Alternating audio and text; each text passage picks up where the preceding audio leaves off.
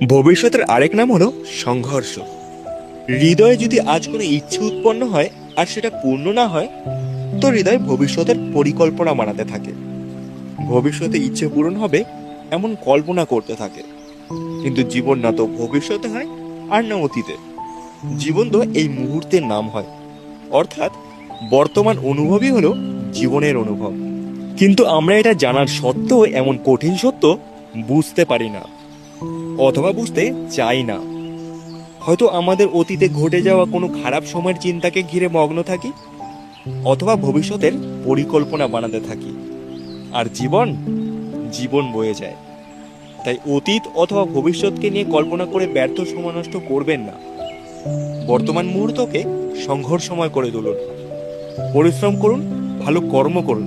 ভবিষ্যৎ এমনিতেই সুন্দর হবে। আর ভালোবেসে বলুন, রাধা রাধা। ধন্যবাদ।